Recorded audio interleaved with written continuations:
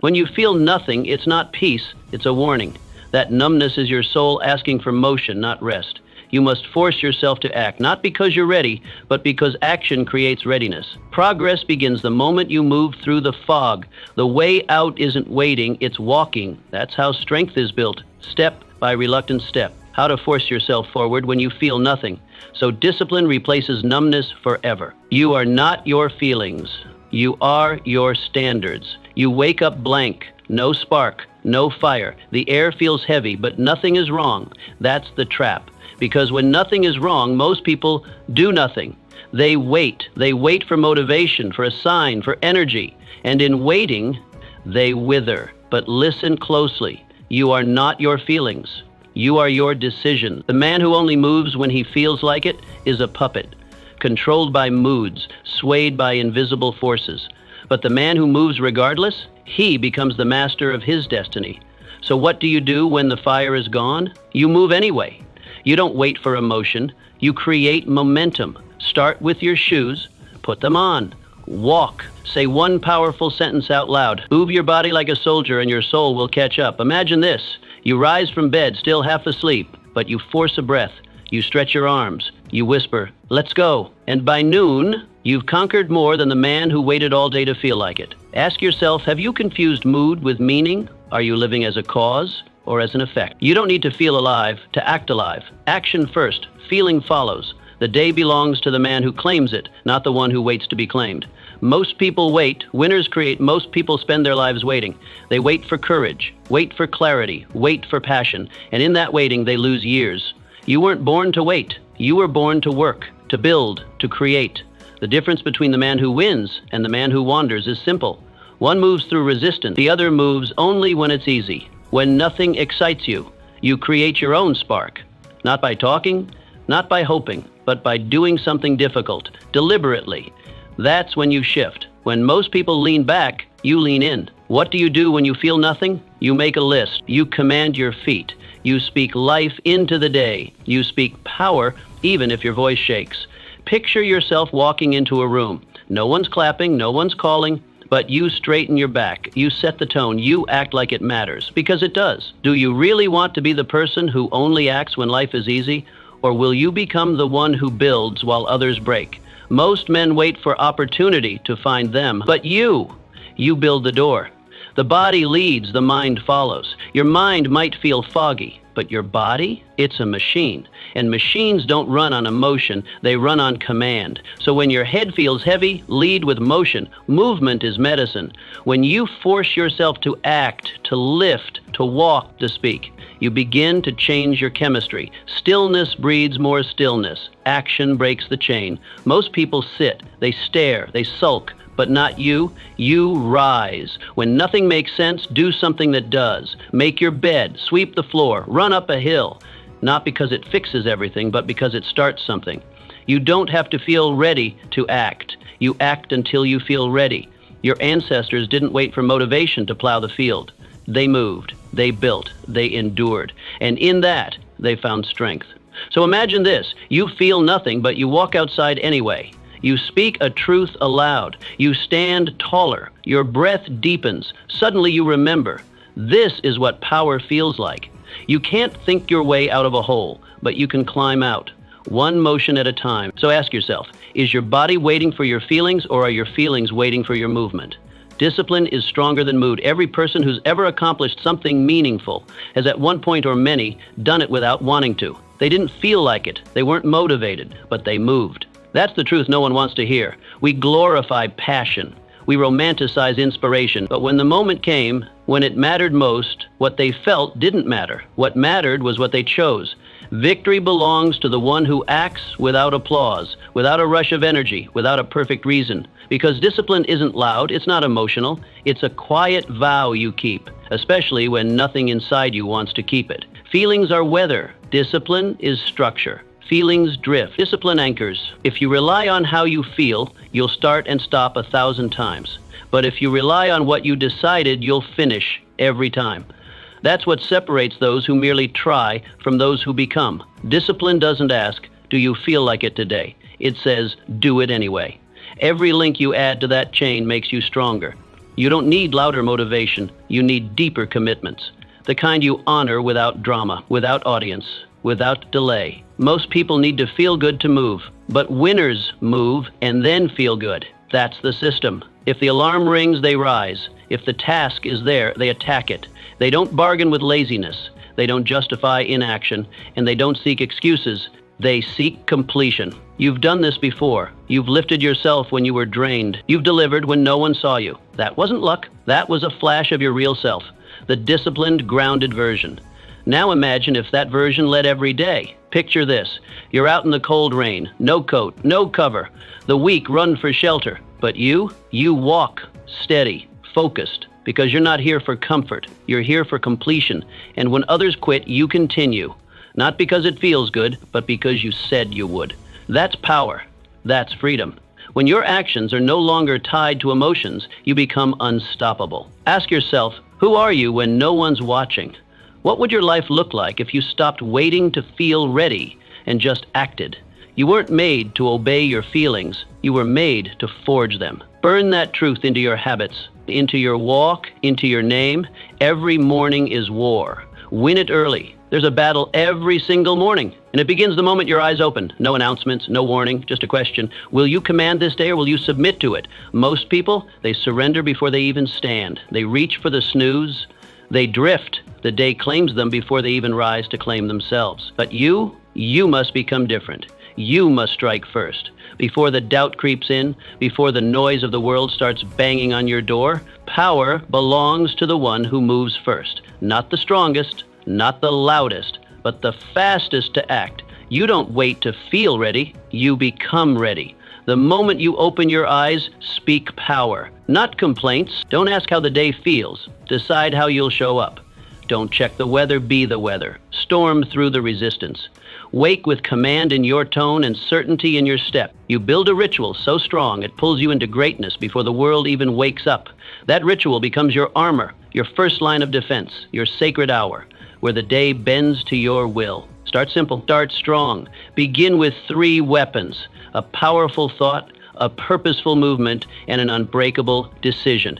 That's all it takes to win the first hour. And the one who wins the first hour, they win the whole day. One powerful thought programs your mind.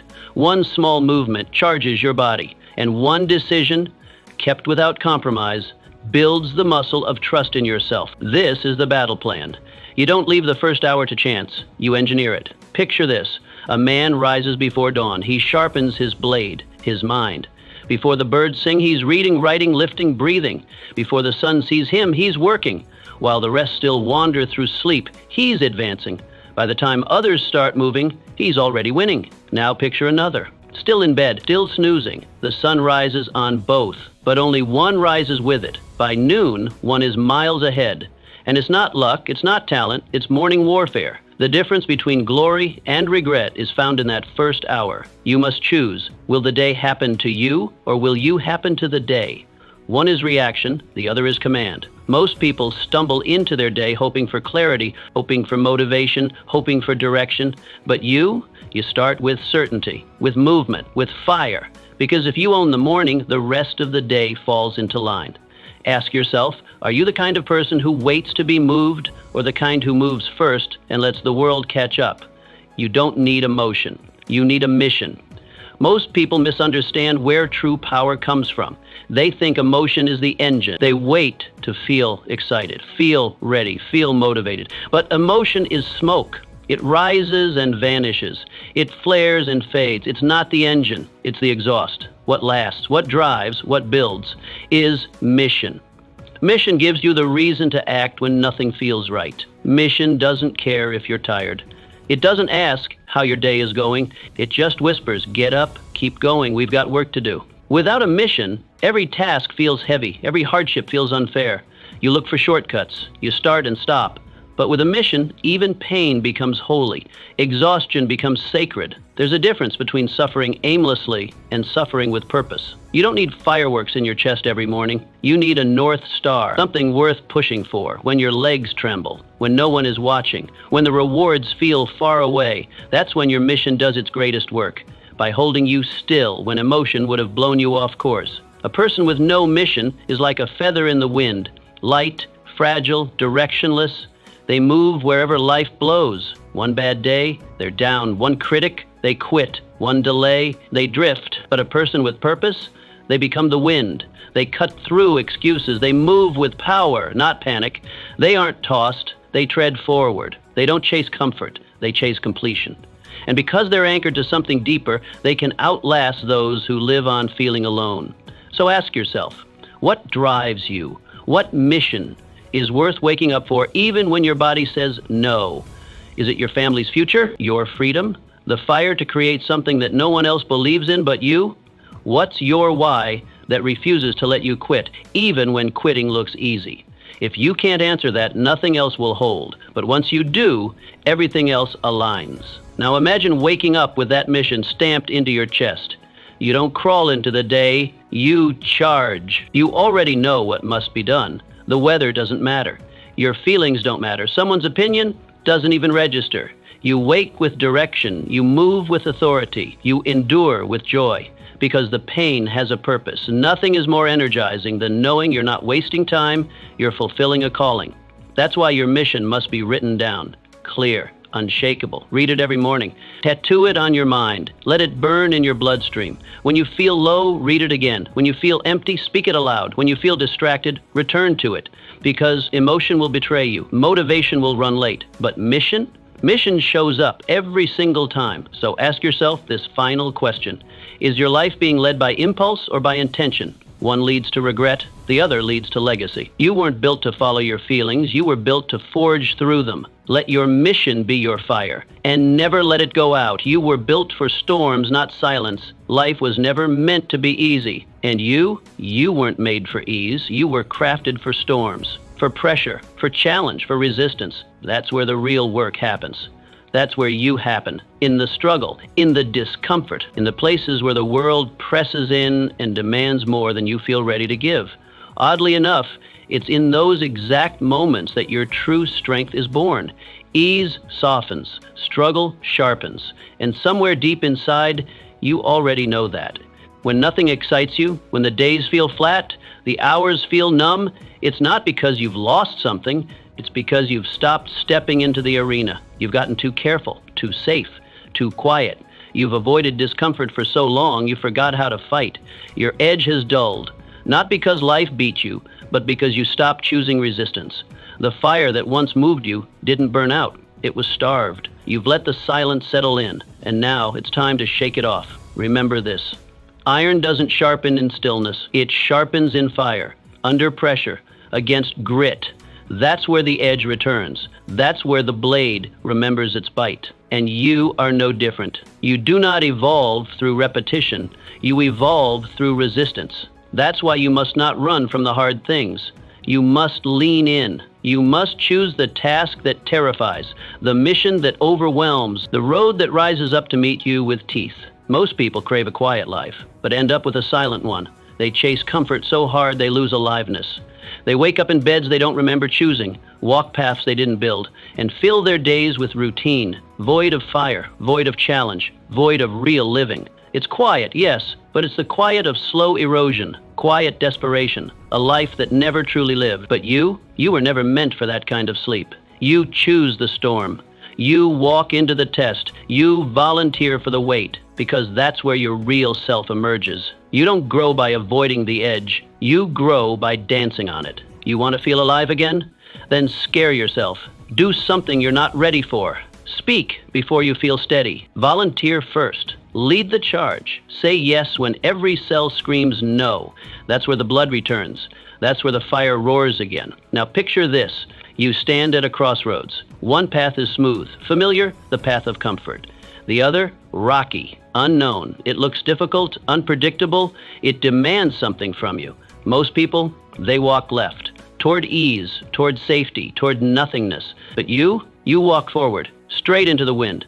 Not because it's safe, not because it's easy, but because it's right. Because that's where your future lives, in the heat, in the cold, in the wild places. Ask yourself, are you shrinking into safety or stepping into strength? The question isn't about pain, it's about purpose, about choosing the kind of life that doesn't just exist, but awakens. And when you feel numb, when nothing stirs you, don't sit still. Walk into the wind, head high, shoulders square.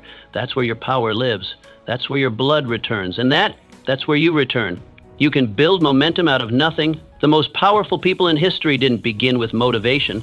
They didn't wait for applause. They didn't sit around hoping for the perfect plan, the perfect mood, or the perfect timing. They started with nothing, no certainty, no map, no encouragement, just a simple decision to move, quietly, steadily, without fanfare. And they kept moving when the noise was absent, when no one noticed, when the results weren't immediate, because they understood the truth. Greatness doesn't erupt. It accumulates, brick by brick, step by step, action by action. Here's the secret that most people never learn. You don't need a big action. You need a first action. Not a grand plan, not a perfect schedule, just a start. One decision, one page written, one lap run, one call made. That single movement is where it all begins. Not because it transforms your world in that instant, but because it breaks inertia. And once you defeat inertia, momentum becomes your ally. Not through force, but through consistency. Momentum isn't built through massive effort. It's built through unbroken effort. What matters most is not how much you can do today, it's whether you'll still be doing it tomorrow. Tiny, consistent effort outpaces scattered intensity. And something strange happens once you start. Energy doesn't precede the movement. It follows it. You don't feel energized first and then act. You act first, and then energy arrives. The mind starts to focus, the body wakes up, the fire returns, not by chance, but by motion. Most people wait to feel right before they begin, but feelings are fragile, unreliable, fog. They change with the weather, the sleep, the food, the mood. If you trust them to move, you'll stay still. But if you move despite them, you'll discover clarity. Because movement creates feedback. Action generates direction. One small act opens a path you couldn't see before. And once you see that path, you rise. Not because you were ready, but because you refused to stay down. Imagine this. You sit alone. The day feels hollow. The room is quiet. There's no rush of inspiration, no divine signal, just you and the next moment. But instead of waiting, you move. You pick up your notebook. You sketch a messy idea. You write a single sentence. You stand and stretch. You take a slow walk. You breathe with intention. One tiny act, then another. And by sunset, you've created something from nothing. You didn't need a miracle. You just needed movement. This is the principle that separates the builders from the dreamers, the finishers from the waiters. Dreamers hope, builders do. And they do it even when it feels small. Especially when it feels small, because they know every great creation, every empire, every book, every transformation began with one unremarkable act, one decision made on a day that didn't feel special. The world doesn't reward potential, it rewards traction. And traction is earned by doing something today, no matter how little it seems. Ask yourself now, how many days have you lost waiting for a perfect one? How many mornings slipped by because you didn't feel in the zone? How many ideas died unborn because you didn't take the first step? The truth is, you don't need more time. You don't need better feelings. You don't need a breakthrough. You need traction. You need that first inch forward. That first brick placed, that first drop of sweat. The rest will follow. The energy, the rhythm, the focus, the winds, all of it comes after the first move, but not before. So stop waiting. Don't wait for clarity. Move until it arrives. Don't wait to feel strong. Act until you become it. Start small, start now. And never stop, because once you begin, momentum becomes your companion, and momentum turns the impossible into the inevitable. Weakness leaves when discipline enters. Every person has weakness, every one of us. Doubt, laziness, fear, the urge to quit. It lives in the background, always looking for an opening, and it will win if you feed it. But the disciplined person, they don't feed it. They don't water it with excuses. They don't sit down and reason with it. They starve it completely, not with rage, but with silence. They ignore its cries. They outlast its temptations. And day by day, it grows weaker until it can no longer rise against them. Discipline is not about being perfect. It's not about waking up in a perfect state of mind or feeling motivated 365 days a year. Discipline is about having a rope strong enough to pull you out of the pit, especially on the days when you feel nothing. It's about doing what you said you would do regardless of your current emotional state, because emotions are clouds. Discipline is stone. And if you want to build something that lasts, you don't build it on feelings. You build it on foundation. People often confuse discipline with ambition. They think it's about chasing huge dreams or grand goals. But that's only a part of it. True discipline is found in the smallest corners of life. The daily decisions, the ones no one sees, no cameras, no praise, no applause, just you and the standard you've sworn to uphold. It's in what you eat, what you say, what you do when you don't feel like doing anything. It's the ability to show up consistently, not perfectly, but relentlessly.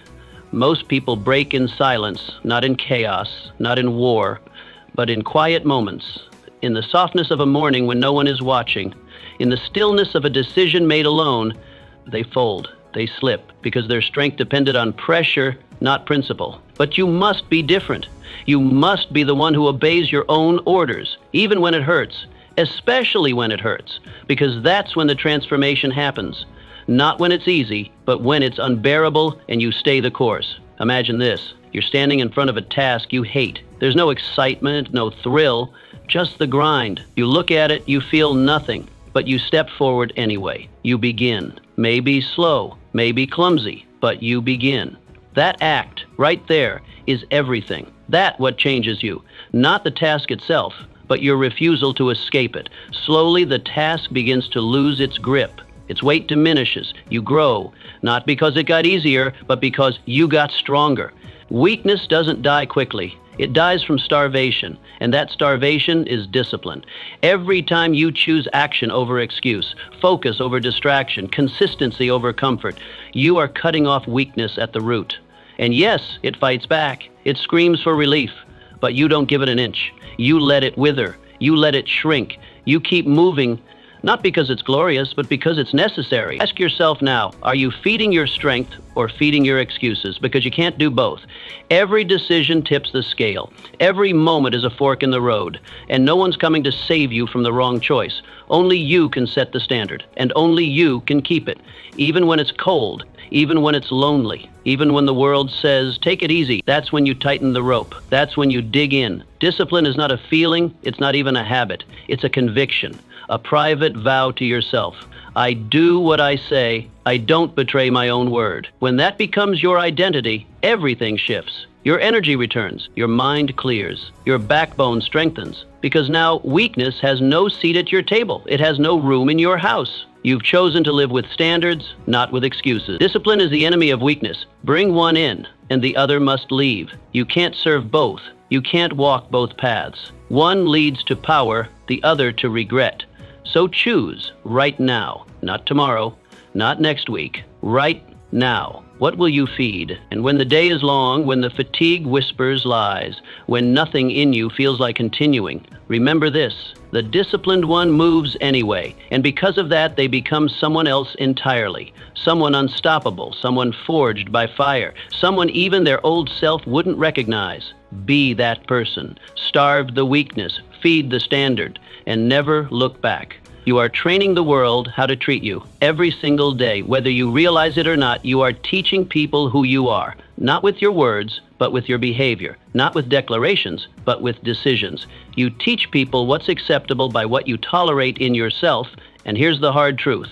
Every time you quit on your goals, your standards, or your promises to yourself, you silently tell the world it's okay to treat me this way. Because if you don't respect your own word, why should they? But when you force yourself, especially when you feel nothing, you broadcast a different message. You show the world something rare. You show that you are reliable, that you are not a product of mood, weather, emotion, or circumstance. You act not because it feels good, but because it's right. You act because you gave yourself a command and you intend to honor it. And that quiet reliability becomes your greatest form of power. Respect is not built in moments of glory. It's built in the invisible acts. It's born when you do the hard thing alone, with no audience, when you keep your word in the darkness, when you rise without recognition. Those acts accumulate. They build your spine. They carve your name. And though most people won't say a word, they notice. Quietly, subconsciously, they begin to adjust around you. That's the secret most miss. You don't ask for respect, you command it. Through consistency, through reliability, through showing up sharp when others show up sloppy. People may not understand why they listen when you speak or why they instinctively follow when you move. but it's because you've trained them by first training yourself. Your presence says, "I don't bend," and that silent message is louder than any speech. Picture this. Two people enter a room. One drags his feet. He slouches, he sighs, he looks defeated before the day begins. He may not say it aloud, but his posture whispers, "I've given up on myself." The other walks in with quiet strength, head up, eyes forward, calm, focused, intentional. He doesn't shout, he doesn't brag, but the room notices. His discipline speaks for him. That's what quiet authority looks like. So ask yourself, who are you becoming? Because you're becoming someone whether you're paying attention or not. Every action, every pattern, every standard you either hold or break is forming the type of person you are. Are you teaching the world that you're strong, that you finish what you start, that your words mean something? Or are you teaching them to take you lightly because you take yourself lightly? When you show up sharp, mentally, physically, emotionally, the world adjusts. It meets you with higher energy, greater opportunity, more respect. But when you slack, when you let yourself slide, the world mirrors that too. It lowers the bar. It reflects your lowered standard. That's why you must start with you. Before you try to change how others treat you, change how you treat you. You want your boss, your peers, your clients, your friends, your family to take you seriously? Then take yourself seriously. Show them day by day that you are not to be doubted. Not because you shout your worth, but because you prove it in silence. Let your habits speak. Let your discipline speak. Let your refusal to fold under pressure speak. That's how the world learns who you are. And it doesn't take grand gestures, it takes daily alignment. Wake up and make your bed, not for the room, but for your mind. Speak with clarity, not to impress, but to express truth. Train your body, not for vanity, but to build discipline. Show up early, speak less, finish what you start. These are not small acts. These are how empires are built, one brick at a time, laid by someone who no longer tolerates weakness. Begin where it's hard, begin where it's quiet, begin where you don't feel ready. Because the world is watching, not with eyes, but with response. And how it responds to you will always mirror how you treat yourself. You don't need a crowd. You don't need applause. You need a standard that refuses to bend. So the question is simple. Are you training the world to take you seriously or softly? And if you don't like the answer, the solution starts with a single step. Begin. Begin with strength. Begin with discipline. Begin again if you must, but begin. Because every time you sharpen yourself, the world feels it. Every time you raise your standard, the world rises too. And one day, without realizing it, you'll walk into a room and it will fall quiet. Not out of fear, not out of fame, but out of respect. Because you've taught them who you are. By first refusing to be anything less. Nothing changes if you don't act differently. Most people think time changes things. They believe that if they just wait long enough, their lives will somehow improve. They mark days off the calendar as if the passage of time itself carries magic. But time is passive. Time doesn't change your habits. Time doesn't shift your identity. Time doesn't rewrite your story. Action does. You can wait 5 years and still be in the exact same place, mentally, physically, emotionally. You can grow older without ever growing up. What moves your life forward is not the tick of the clock. It's the decision to do something different. And that decision becomes most vital when you feel nothing, that emptiness, that boredom, that lack of fire. That is the test. That's the battlefield where your future is decided. Anyone can act when they feel inspired. Anyone can move when momentum is already on their side. But those who transform, they move when it's quiet. They move when the heart feels flat, the sky looks gray, and nothing inside says go. That's the difference between repeating your life and rebuilding it. Change doesn't arrive at your doorstep.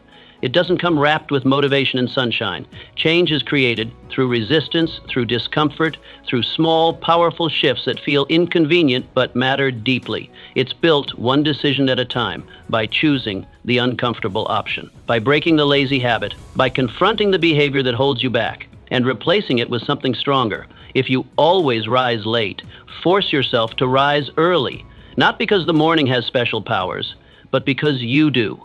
And you need to prove to yourself that you can choose effort over ease. If you always quit when things get hard, force yourself to finish strong. Finish when it's inconvenient, when your body aches, when your mind resists, because that's how you start rewiring your destiny. The smallest change in behavior can plant the seed of a completely new life, One different choice today creates a ripple effect into every tomorrow. One stronger decision now begins the erosion of years of weakness. And slowly but surely, those little acts of strength add up. You begin to trust yourself again. You begin to walk taller. You begin to become the person you once only imagined. Picture this. You walk the same path to work every day. Same sights, same sounds, same pace. It's predictable, it's safe, but it's also stale. Now imagine one morning you take a new turn. It's unfamiliar, it's longer, it's harder, but it shakes you awake. It forces you to see new things, think new thoughts, move with intention. That one detour shifts your entire rhythm. It awakens parts of you that routine had put to sleep. This is how change begins. Not with a bang, not with a full transformation overnight, but with a different step, a different word, a different choice. And once you take it, you're no longer stuck. You're moving. And movement is momentum. Momentum is power. Ask yourself this: are you truly changing your life or just recycling your days? Are you growing or are you just aging? Because the truth is, if your actions don't change, your outcomes won't either. You can read every book, watch every video, make every vision board, but if you don't act differently, nothing will ever change. And that's the uncomfortable truth most avoid. Progress isn't about time, it's about change. So when you feel like nothing is shifting, shift yourself. When nothing moves inside you, move outside of yourself. Get uncomfortable. Do the hard thing. Speak power into your day when you want to stay silent. Choose to show up even when no one is asking you to. Choose discipline when your emotions beg for escape, because the person who changes their behavior changes their future, and not just in one area. It echoes into everything. A stronger morning routine gives you more energy. A deeper focus in your work leads to greater opportunity. A harder workout builds mental toughness. A refusal to make excuses strengthens your character. Every small act of intention adds up to a life that commands respect, both from others and from yourself. You don't need more time, you need traction. You need that first move, that brave step, that small change that says, I'm done waiting, I'm ready to evolve. So begin now, where it's quiet, where it's hard, where no one else sees. Because when you stop waiting for change and become the change, you stop recycling days and start rebuilding your life. Most people are ruled by comfort. Comfort is the most dangerous trap you'll ever face because it doesn't look like a trap. It feels good. It feels safe. It whispers gently, you've earned this. You deserve to take it easy. And without warning, it becomes your master, not through force, but through permission. It makes the chair a little softer, the bed a little warmer, the decisions a little easier. And while you sink into that ease, your edge begins to dull. Your purpose, once sharp and alive, starts to fade, slowly, silently, subtly. That's what makes comfort so deadly. It doesn't crash in with sirens. It doesn't steal everything at once. It creeps. It wraps you in softness until you stop stretching, stop chasing, stop becoming. And one day you wake up and realize you've drifted, not because of tragedy or failure, but because you made one easy choice after another, until the fire inside you went dim. And the most dangerous part? You don't feel it happening. You laugh, relax, indulge, and time slips through your fingers. Your dreams don't die with a bang. They suffocate quietly under pillows of comfort. The mission that once burned inside you, it gets buried beneath maybe tomorrow. Just one more break, and I don't feel like it today. This is how warriors become wanderers. Not because they failed, but because they settled. But understand this, you weren't made to live soft. You were built for challenge, designed for resistance, crafted to endure, to build, to stretch beyond your own limits. There's a reason comfort doesn't bring fulfillment. It's not supposed to. The deepest part of you wants the fight, craves the discipline, hungers for the growth that only comes from discomfort. But if you ignore that call long enough, it stops calling. When you feel nothing, when life feels flat, uninspired, numb, it may not be depression. It may not be failure. It might just be comfort poisoning your edge. You've avoided the hard thing for so long that it no longer feels natural to push. You've traded the thrill of becoming for the ease of staying the same. So take it back. Reclaim your edge. Don't wait for discomfort to find you. Go seek it. Choose it. Walk instead of ride. Speak when it's uncomfortable. Do the task you've been avoiding. Carry what you would normally drop. When the easy option shows up, turn the other way. Not because it's wrong, but because it weakens you. Imagine going 1 week without the easy choice. No snooze button, no excuses, no shortcuts. Just you, choosing the path that stretches. You'd feel pain, yes, but beneath that pain, pride, strength, momentum, the return of fire. Because every time you choose discomfort deliberately, you remind yourself, I am not here to coast. I am here to conquer. Ask yourself now, are your comforts making you stronger or slowly stealing your courage? Because there's no neutral ground. Every comfort you indulge is either sharpening you or softening you, making you bolder or duller, leading you toward greatness or pulling you toward mediocrity. Comfort feels good now, but it costs you later. The price is clarity, drive, self-respect. And in the end, regret always feels heavier than resistance. The person who takes the hard path today sleeps easier at night, not because their body is rested, but because their spirit is. So choose strength. Choose challenge. Choose life over ease. When the body says rest, but you know it's time to move, move anyway. When your mind says give up, but your heart knows better, keep going. When you feel numb and wonder what's missing, find the hardest thing you can do and do it. That's where life lives. That's where power returns. That's where you return. Comfort isn't evil, but when it becomes your habit, it becomes your master. And no strong life is built under a master of ease. Strength, purpose, fire. They are built in the friction, in the hard, in the heat. You don't become what you say. You become what you endure. So start today. Choose the stairs. Lift the weight. Face the awkward silence. Do the work when no one is watching. Turn your life into a daily act of resistance, one choice at a time, one rep at a time, one truth at a time. Because comfort is the silent thief, and it only wins when you stop fighting back. No one respects a person who quits on themselves. People watch more than they listen. They remember not what you said, but what you stuck with. You can give speeches about growth, discipline, and commitment, but if your actions don't reflect those words, they fade like fog in the morning sun. Respect, real respect, isn't built on intention. It's built on evidence. People remember who kept going, who showed up, who didn't quit when the lights went out and the pressure turned up. And it starts with this, the promises you make to yourself. Not the ones you announce on social media, not the ones you casually mention to friends, the ones you whisper in silence. I'll wake up early. I'll stop making excuses. I'll finish what I start. These are sacred agreements. And the quickest way to lose self-respect is to break them.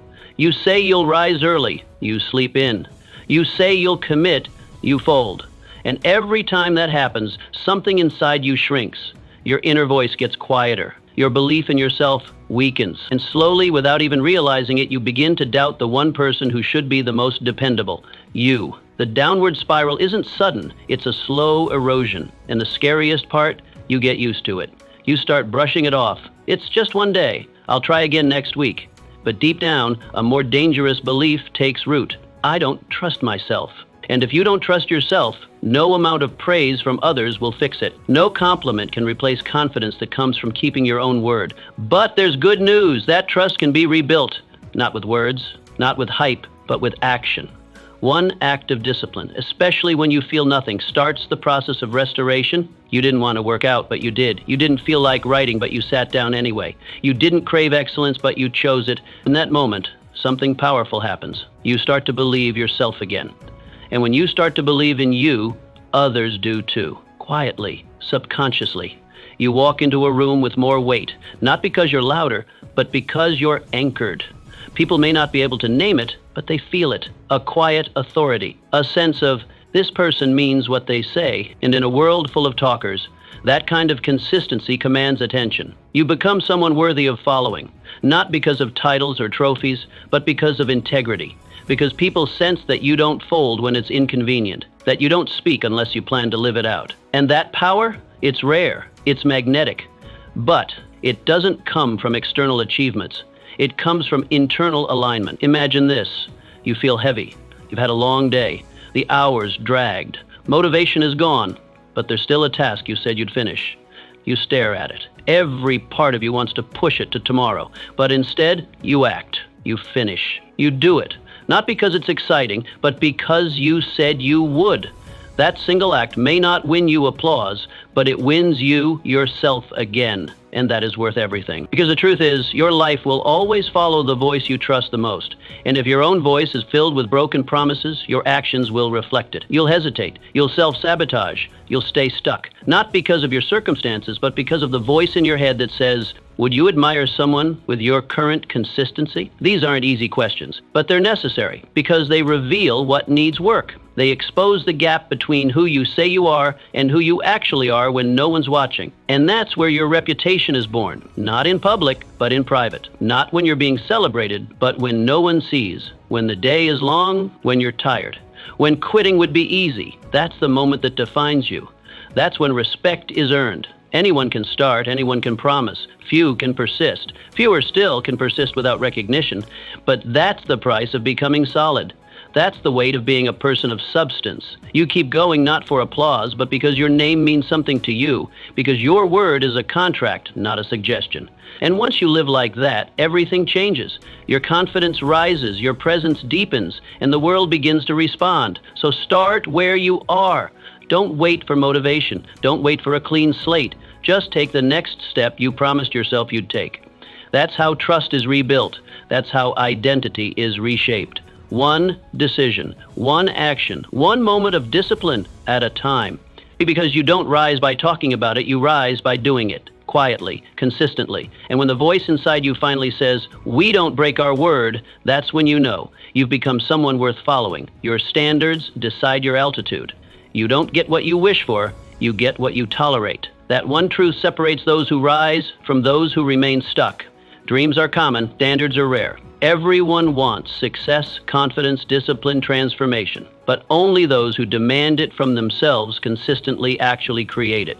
And every time you lower your standards, your results follow. Your outcomes never exceed your expectations. You won't build an elite life on average choices. When you feel nothing, no drive, no passion, no momentum, that's when your standards are truly tested. Anyone can aim high when energy is high. Anyone can say, I'm disciplined, when the mood supports it. But the real question is this: what do you demand from yourself when nothing pushes you? What do you require of your effort when inspiration walks out the door? That answer reveals whether you're building your life on commitment or comfort. Most people lower their effort to match their mood. If they feel tired, they pull back. If they feel discouraged, they let go. If they feel bored, they wait for excitement to return before acting again. But this is the reason why so few ever break past average. Because feelings are fragile, and if your work ethic depends on them, so is your future. Greatness lives in those who hold the line, especially in low moments. When nothing inside supports the mission, they still show up. That's why you need something more than motivation. You need a code, a non-negotiable system of values and behaviors that do not bend with emotion. A standard that doesn't care how tired, bored, hurt, or discouraged you feel. It simply says, this is who I am. This is how I operate. No exceptions. Picture this. You're a craftsman. You build chairs for a living. On day one, you check every angle. You sand every edge. You take your time. You take pride. But then the days pass. The novelty wears off. No one sees the underside of the chair. No one checks the details. And still, you check it. Still, you measure twice. Still, you refine. Not because someone's watching, but because your standard demands it. You're not building chairs. You're building your name, your reputation, your legacy. And your standard is your signature. That's the level you must adopt in everything, not just in the grand moments, but in the smallest. How you train, how you speak, how you rest, how you respond when no one is watching. Because when you raise your standards, your life has to follow. It has no choice. Your relationships improve, your body strengthens, your finances tighten, your spirit deepens. Because everything in your life becomes a reflection of what you demand from yourself, but the reverse is also true. Lower your standards and your life starts to unravel. It won't collapse overnight. It will drift. You'll become 5 minutes late instead of 5 minutes early. You'll accept good enough instead of pushing for what's possible. You'll start allowing behaviors you once rejected. And that slow erosion, it compounds until one day you realize you've tolerated yourself into a life you didn't want. So ask yourself now, are you shaping your life by commitment or by comfort? Because one leads to strength, the other to stagnation. And the scariest part of all, you might not even feel the shift until it's already cost you your edge. Your standard must live above your feelings. You may feel exhausted, but your standard says you finish anyway. You may feel uninspired, but your code says you show up sharp. You may feel weak, but your identity says this is who I am. I don't quit. I don't lower the bar. And this isn't about being perfect. It's about being principled. You'll fail. You'll miss the mark. But every time you slip, you return not to how you feel, but to what you've committed to. Because your code isn't emotional. It's foundational. It keeps you anchored when the storm hits. It keeps you focused when the noise gets loud, and over time, it makes you unshakable. Imagine what your life would look like if every decision had to rise to meet your highest standard. No more shortcuts, no more soft excuses, no more living by mood. Just a clear, unbreakable code of personal excellence. Imagine the strength, the confidence, the respect, not from others, but from yourself. That kind of integrity changes everything, because at the end of the day, life doesn't give you what you wish for. It gives you what you demand from yourself. You're not entitled to greatness. You earn it through discipline, through consistency, through refusing to tolerate anything less than your best. So raise the bar, then hold the line. When you feel like giving in, double down. When the voice of comfort whispers, answer with action. That's how standards become identity, and identity shapes destiny. You don't need more motivation. You don't need better feelings. You need non-negotiables. And when those non-negotiables are in place, your decisions become clear. You don't have to think, you just do. Because this is who you are now. This is the level you've chosen. And when your standards rise, your life must follow. There is no other way. Energy returns to the person who refuses to quit. Energy doesn't come from rest. It comes from resolve. This is one of the most misunderstood truths about human performance. Most people believe that to regain energy, they must stop, that rest is the answer. That slowing down will refuel them, but often the very thing they need is not stillness, but strain, not retreat, but resistance. Energy doesn't flow to the one who sits, it flows to the one who moves. You don't regain your fire by waiting for it, you ignite it by doing something. That's why when you push through just one more rep, one more page, one more uncomfortable conversation, you often feel stronger, not weaker. Something inside you clicks, the muscles wake up, the mind sharpens, the second wind arrives, but only after you choose to push forward, not before. This is the power of momentum, because pushing past the point of resistance doesn't just build endurance, it builds belief. It reminds you that you're not empty, that you're not done, that there's more inside you than you thought. And once momentum takes hold, it begins to feed itself. One hard-earned step makes the next one easier, not because the path is lighter, but because you are. Most people never discover this because they stop too soon. They hit the wall and assume it's the end. But that wall is not a stop sign, it's a test. And every test has the same question. Will you keep going when it no longer feels good? That is the gateway. That is the price. That is the moment where fatigue is defeated and energy is reborn. Not in theory, but in your bones. So when you feel nothing, do not stop. Move slowly if you must, but move. Take the next step, even if it's small. Write one sentence. Walk one block. Lift one more time. That action, however slight, holds the seed of recovery. Because energy isn't something that arrives before effort. It's something that meets you in effort. You earn it. You call it forth through movement. Imagine this. You're digging. The sun is hot. Your arms ache. Doubt whispers, maybe there's nothing here. You want to stop. Everything in your body pleads for ease. But something in you says, just a little more. You keep going, and then crack, you hit gold. Not because of luck, not because the conditions were perfect, but because you refused to stop digging. That gold was always there, but it belonged only to the one who endured long enough to reach it. Ask yourself now, how much energy have you left buried by quitting early? How many days did you pull back right before the spark returned? How many tasks, dreams, or relationships never reached their peak? Not because they lacked value, but because you lacked persistence. We live in a world that worships comfort and misunderstands fatigue. We are taught to interpret tiredness as a red light, when often it is just a threshold. Your body, your mind, your emotions, they don't just need rest, they need reasons. Reasons to show up, reasons to stretch. And the fastest way to renew your strength is to use it. To remind yourself that energy doesn't live in the couch or the pause. It lives in the push. But this doesn't mean recklessness. This doesn't mean ignore your body when it's truly breaking. It means learning to distinguish between the need for rest and the temptation of relief. Rest is recovery, relief is retreat. And the latter is what steals more energy than anything else, because it teaches your mind that discomfort is the enemy. That effort is dangerous, and that's a lie that weakens more people than exhaustion ever could. Here's the truth. You don't build energy by saving it. You build it by spending it wisely. Just like a muscle, energy expands when it's used. It multiplies when challenged. It adapts when summoned. And if you refuse to summon it, if you always wait until you feel ready, you'll rarely move and you'll rarely rise.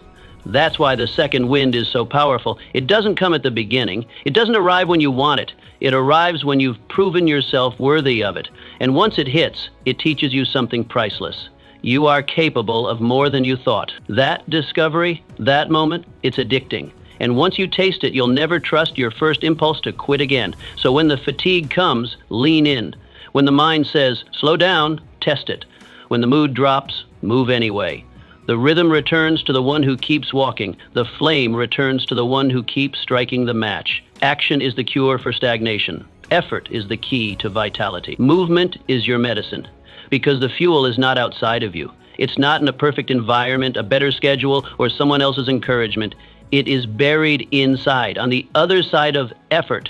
And the only way to reach it is to go further than your feelings. So ask yourself, every time you want to stop, what if I'm just one rep away from power? One step away from clarity? One more minute from my second wind? And then act like that answer is yes, because often it is. Energy comes to the one who moves. So keep moving, keep pushing, keep digging, and let your resolve be the engine that wakes the fire again. You are either practicing power or permission every day. Whether you realize it or not, you're making a decision to either exercise your power or to ask for permission. One puts your hands on the wheel, the other makes you a passenger. One makes you the author, the other, just another character following someone else's script. And the harsh truth is this: most people live their entire lives waiting to be chosen, waiting to be told it's time, waiting for conditions to feel right. But life doesn't hand out permission slips. It hands out consequences for inaction. When you feel nothing, when the tank feels empty and the direction unclear, that's when it's most tempting to wait. You tell yourself you'll start when you're ready, when someone notices, when someone gives you the green light. But that green light, it rarely comes, not because you're not worthy, but because the world is too busy watching its own path. No one is coming to push you. You must become the one who moves without permission. You don't need applause to begin. You don't need clarity to take the first step, and you definitely don't need the approval of people who don't understand your vision. You need one thing: a decision. That's where all power starts. Not in emotion, not in inspiration, but in the quiet resolve that says, I move now. I don't wait. I lead. Picture this. Two people sit at a table. Both have the same tools, the same hours, the same doubts. But one is frozen, waiting for the signal, the mentor, the motivation. The other, they decide now is the time. They pick up the pen, they take the first swing. And by evening, one has changed. And one has built momentum, one has redefined their story. The other, they've delayed again. The difference wasn't talent. It wasn't opportunity, it was choice. One acted, the other waited. And this is happening every day in your life, in small ways. You know the call you need to make, the project you need to begin, the boundary you need to set, but instead you wait, you doubt, you look for signs.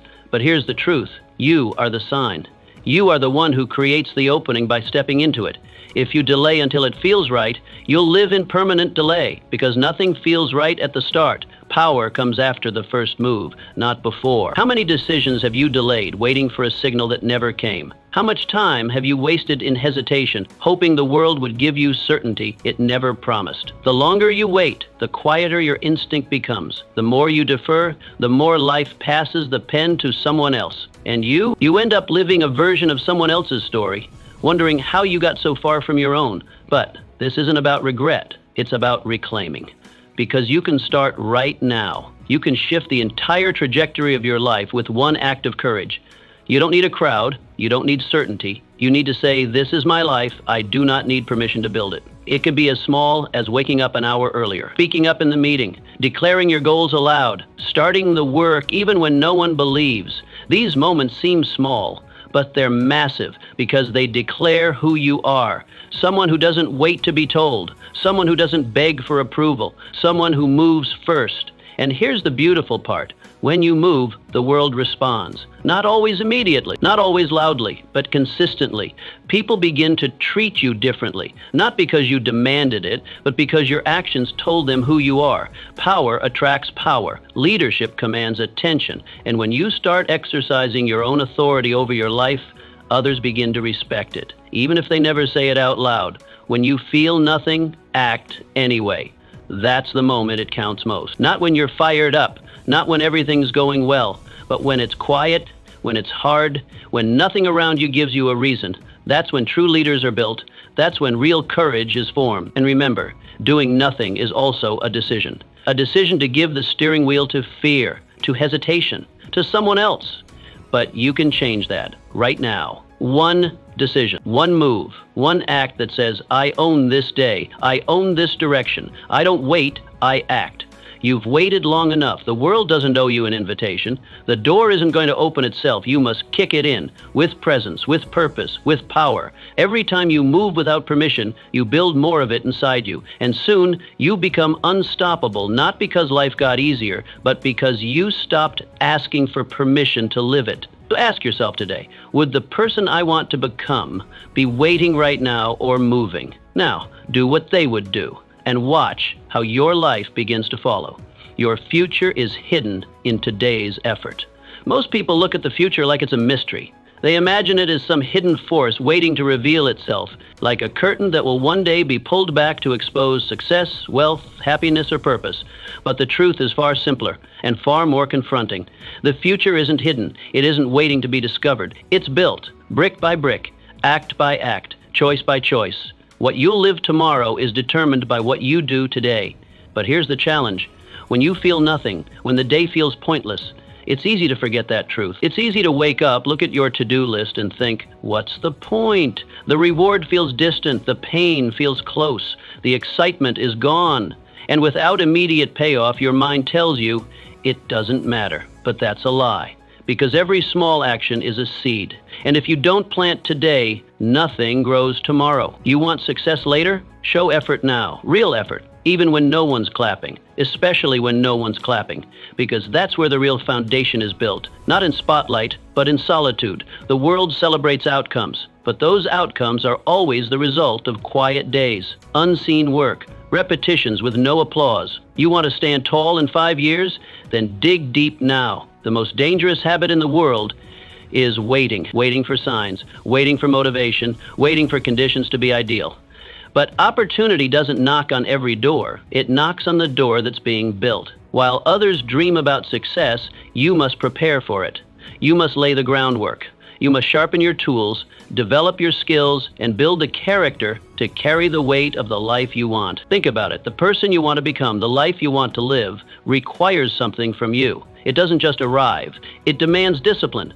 It demands consistency. It demands effort, especially when effort feels useless.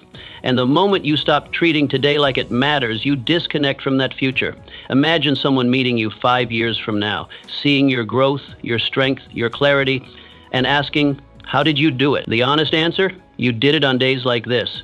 Not just the days that felt inspiring. Not just the wins, but the days that felt flat.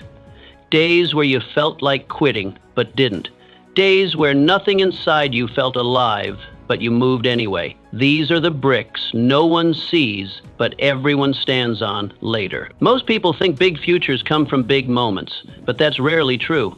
Big futures are disguised as dull presents, a quiet workout, a focused hour of reading, one debt paid, one habit kept. These are the pieces of the life you want. Miss them and you miss the build. So ask yourself honestly, are you preparing for the future you want or just wishing for it? Are you putting in the work that aligns with your vision or just talking about it? Are you acting like your choices today build something or like they're just passing time? You don't need a perfect day to make progress. You just need to act with intention. Small actions, consistent actions. Those are the bricks. You might not see the structure rising, but it is. Quietly, every disciplined morning, every distraction resisted, every goal moved forward by even an inch. That's the construction site of your future.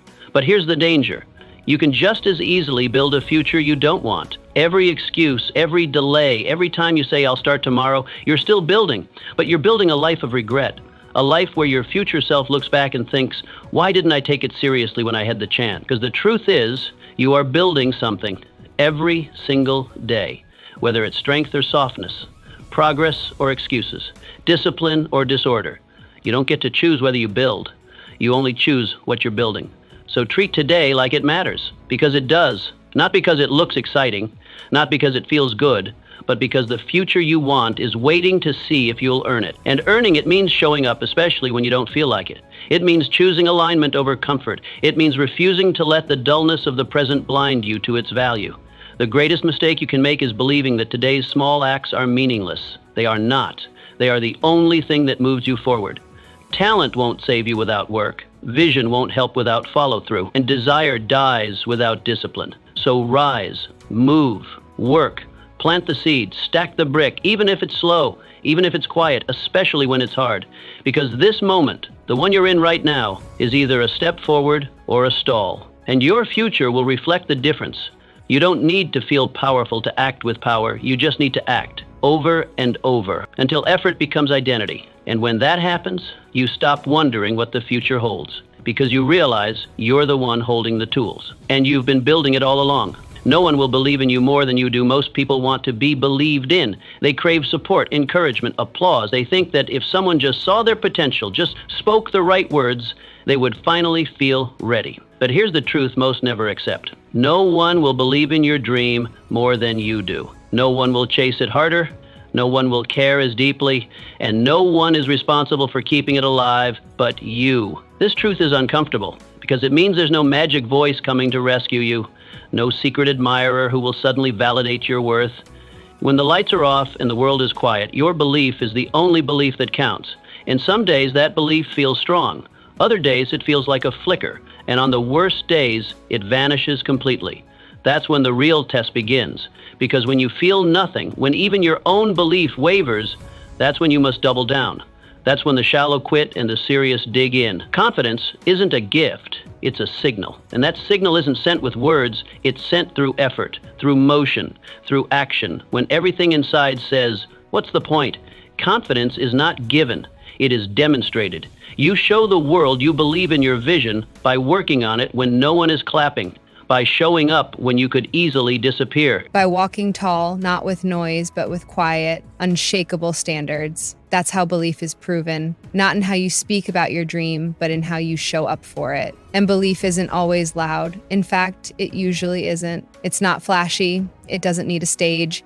Sometimes belief is simply not quitting again. It's returning to the desk, the gym, the goal. It's doing the work, not because it feels great, but because it matters. Because it's what you said you would do. And every time you follow through, even in silence, you're telling yourself, I believe in this. I believe in me. Picture someone watching you from a distance. They don't hear your inner dialogue. They don't know about your doubts, but they see you. They watch your pattern, your posture, your pace. They see whether you show up early or coast in late, whether you stay committed or slip when no one's looking. And whether they ever say it or not, their respect or lack of it is shaped by your consistency. This is how belief is born, not in words, not in one-time actions, but in consistent action. In the relentless pursuit of your path, even when that pursuit feels unseen, unrewarded, unappreciated. Because belief isn't built on applause, it's built on alignment between what you say and what you do. So ask yourself, are you waiting to feel confident, or are you willing to build it? Too many wait. They distract, they delay, waiting for some inner switch to flip. But confidence is not an emotion, it's a muscle. And like any muscle, it grows with strain, with discomfort, with deliberate repetition, even when you feel weak. When you act in faith, even while surrounded by doubt, you strengthen that muscle. You become someone who trusts your process more than your feelings. And that's the rarest kind of power. That's how legacies are built. Not by those who always felt certain, but by those who moved forward anyway. Faith is not the absence of doubt. It is the decision to walk through it. It's looking at the long road ahead and saying, I don't have all of the answers, but I will take the next step. And every step after that, every repetition, every commitment honored, every excuse denied, it all sends one clear message. I may not feel it today, but I am the one for this. Think about the person you admire most, the one whose life you trade with. Chances are they didn't always feel ready. They didn't always feel bold, but what they did do was act. Consistently, authentically. They didn't wait for permission to believe in themselves. They trained their belief through practice, through routine, through non-negotiable standards. And now it's your turn. You must be the one who backs your dream, especially when no one else does. You must be the one who holds the line, especially when the wind blows hardest. Because the longer you move without needing outside validation, the stronger your internal belief becomes. And eventually, others will notice. But by then, it won't even matter because you've already proven it to yourself. Let that be your goal, not just to be believed in, but to become the kind of person who no longer needs to be. Because your work speaks, your discipline speaks, your endurance speaks, and together they create a life that commands respect, quietly, consistently, permanently. So rise, work, move. Not because you feel ready, not because someone told you to, but because you decided to. Because this dream matters. Because you matter. Because your actions are shaping a future version of you, one who doesn't just hope for belief, but embodies it. And when that version of you arrives, they'll thank you, not for waiting, but for building. You don't rise to goals, you fall to habits. Setting a goal is easy, almost too easy. You can write it on a notepad, announce it to the world, post it online, and for a moment, you feel powerful, hopeful, motivated. But then Monday shows up, or a rough night's sleep, or a stretch of days where everything feels flat, gray, and pointless. That's when reality sets in. That's when you learn the difference between wanting a goal and building the structure that's this. Because here's the truth. You don't rise to the level of your goals, you fall to the strength of your habits. Goals give you direction, habits determine distance. You can aim for the stars, but if your daily behavior keeps you in the mud, you're not getting off the ground. And when you feel nothing, no fire, no clarity, no drive, your habits take over. They become your default operating system. And that's when your systems either protect you or expose you. If you've built strong habits, they carry you. They show up when motivation doesn't. You don't need to debate whether to work out, write, plan, or push. You just do what you always do because it's not a choice anymore. It's an identity. You've trained your nervous system to obey purpose, not feeling. And that kind of discipline is rare. It's also unstoppable, but if your habits are weak, if they're stitched together with emotion instead of principle, then the second your feelings dip, you vanish. You disappear into comfort, into delay, into nothingness. You tell yourself you'll start again tomorrow, but tomorrow brings the same softness, the same escape, and soon your goal becomes a distant dream, buried under layers of broken routines. This is why your habits matter more than your hopes. They're not just behaviors, they're infrastructure. They either protect your momentum or allow it to leak. They are the silent guards of your future, and they are trained in ordinary moments, on the days no one sees, in the hours no one applauds. So ask yourself right now, what habits have I trained? When I feel tired, what kicks in? Discipline or delay? When I feel discouraged, do I lean on routine or collapse into reaction? Your habits reveal your truth. Are you reinforcing your strength or your excuses? Imagine this. You wake up and feel nothing. No inspiration, no fire, but your alarm went off. So you get up. You don't want to move, but your body steps into the routine you've built. You tie your shoes, you step outside, you begin your walk, your workout, your writing, and halfway through, something clicks. You're not fighting anymore, you're flowing. You're not debating action, you're already in it. And in that moment, you realize you're already winning. Not because you felt like it, but because your system delivered you to success. That's what well-built habits do. They turn hard things into automatic things. They remove friction, they create rhythm, and they make excellence feel normal. Not because the task gets easier, but because you get stronger. The opposite is also true. Weak habits invite chaos. If your morning depends on how you feel, your entire day is built on sand. If your workouts depend on motivation, your fitness vanishes the second life gets tough. If your focus only shows up when it's convenient, your work becomes scattered and shallow. Weak habits don't protect you, they expose you. This is why design matters. You cannot drift your way into greatness. You must build your way into it. You must design your systems with intention. Want to get stronger? Make the gym non-negotiable. Want to become a writer? Write daily, no matter how small. Want to build discipline? Start with your mornings. Don't just hope they'll be productive. Engineer them to be. Ask yourself, are you designing your habits or drifting inside them? Because if you don't build them consciously, they build themselves, and what they build without your direction will rarely take you where you want to go. Here's the key. Don't aim for intensity, aim for consistency. It's not about crushing a 10-mile run once a week. It's about doing 2 miles every day. It's not about writing 10 pages when inspiration strikes. It's about writing 1 page every morning, rain or shine. Because repetition is what builds identity. And identity is what sustains behavior when the feelings are gone. Your habits are your hidden engine. They run in the background, shaping your life whether you're paying attention or not.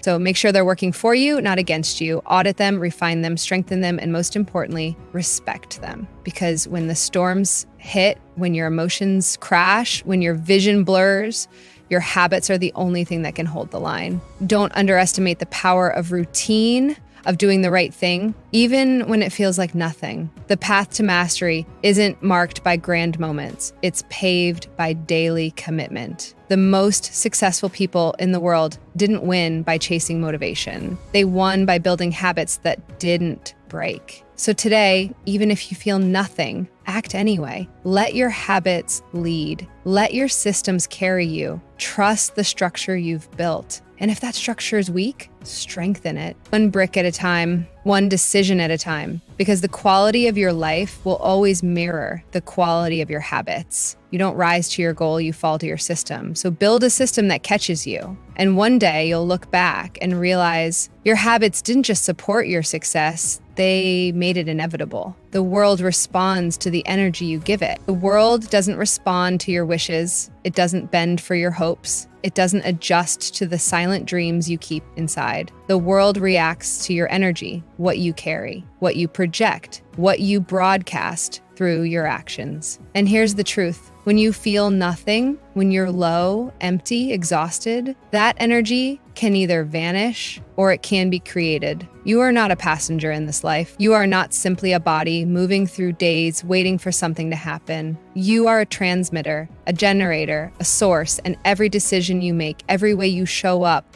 every habit you keep, it sends a signal. If you walk with strength, speak with clarity, move with intention, life notices, doors open, people pay attention, opportunities start leaning your way, not by magic, but by moment. But the opposite is just as true. If you hesitate, doubt, second guess, or carry yourself like you're uncertain or unworthy, the world reflects that right back. It doesn't judge you, it just mirrors you. If you carry tired energy, you'll draw in tired results. If you move with hesitation, you'll attract hesitation in return. That's not punishment, it's a pattern, a loop that begins and ends with you. And most people don't realize this. They sit still, waiting to feel confident, waiting to be inspired, waiting for life to see them. But life is not watching. Life is responding. You don't wait to feel magnetic. You become magnetic by how you show up, especially when nothing stirs inside, especially when it's hard, especially when everything inside says, why bother? That's the moment you shift. Imagine this. You've had a long, draining day. Nothing went right. Your mind is tired. Your spirit feels dim. Then you walk into a room. You could drag your feet. You could keep your head down. You could carry a weight like a badge. Or you could choose differently. You lift your chin, straighten your shoulders, walk with intention, focus your eyes, breathe deep, speak with conviction. You don't fake joy, you embody presence. You decide to show up as the version of yourself that refuses to disappear. And suddenly people notice. Not your struggle, not your pain, but your presence. They feel something strong in you. They can't name it, but they respect it. Because while others shrink under pressure, you stood up, not for them, for you. That's the kind of energy that shifts the atmosphere. Ask yourself now, what signal are you sending? In the way you move, speak, carry yourself, what are you teaching the world about who you are? Are you expecting life to change for you, or are you willing to change yourself for life? Energy is not random. It is built, generated, earned through decisions, not emotions. You build it by choosing to lead your body before your mind is ready. You shift your mood by shifting your movement. You influence your surroundings not by yelling louder, but by standing firmer. Think about a lighthouse. It doesn't move. It doesn't chase ships. It doesn't try to convince anyone of its value. It just stands tall, shines bright, and remains consistent. And in doing so, it becomes a guide. That's the power of energy aligned with purpose. When your presence is rooted in principle, not emotion, you become a fixed point in a world full of drift. The people you admire most, the ones who walk into a room and change it, don't always feel powerful. They don't always feel prepared, but they've trained themselves to bring energy, not wait for it. They've built a posture of strength, a tone of certainty, a rhythm of confidence, and over time the world responds. And not because they were lucky, but because they chose their energy before the world could choose it for them. And here's the most important truth. You can do this too, right now. You don't need more time. You don't need more motivation. You don't need someone to lift you up. You just need to decide to stand taller, speak clearer, act sharper, to choose intensity over apathy, to meet life like a fighter, not a bystander. This doesn't mean pretending everything's okay. It means refusing to be defined by your low moments. It means using discipline when emotion disappears, because energy is not always a gift. Sometimes it's a weapon, something you wield with intention, something you forge through movement. When you feel nothing, that's when the world tests who you are. That's when your power is most needed, not when the sun is out, but when the storm rolls in. When everyone else waits for the rain to stop, you step into it. You shift your own atmosphere. You lead yourself. Because when you shift your energy, you shift your world. Not all at once, not with explosions, but piece by piece. One choice, one breath, one strong step at a time. So rise even when you don't feel like it. Walk with energy, move with intent, speak with force, transmit power, not passivity. Be the lighthouse, be the flame, be the one who changes the temperature of the room, not the one who matches it, because your energy is your signature. And when you master it, you master everything. Stillness is not peace. It's a warning. There's a type of stillness that nourishes the soul. It's the stillness that comes after honest effort, after a day well spent, after you've given your best and you sit present, content, grounded. That kind of stillness is power. It centers you, it restores you, it prepares you for the next rise. But then there's another kind of stillness, the kind that creeps in when you stop trying, when you stop challenging yourself, when you let days blur and goals soften. That kind of stillness doesn't heal you, it hollows you. And when you feel nothing, when your fire has dulled and your heart is quiet, you must learn to tell the difference. Because not all silence is peace. Sometimes it's drift. And the most dangerous thing about drift is that it doesn't feel dangerous. It feels easy. It feels quiet. But that quiet, that numb calmness, it might not be your soul resting. It might be your ambition dying. True peace is not the absence of struggle. It's the result of movement, of progress, of knowing deep in your bones that you acted with purpose, that you faced the resistance and moved anyway. Peace is earned by showing up, by confronting what you fear, by refusing to waste your days on passive comfort. But when your stillness is born from delay, avoidance, or fatigue, when you're not resting but hiding, it's not peace. It's a warning, a whisper from your deeper self that says you're letting go of something you once cared about.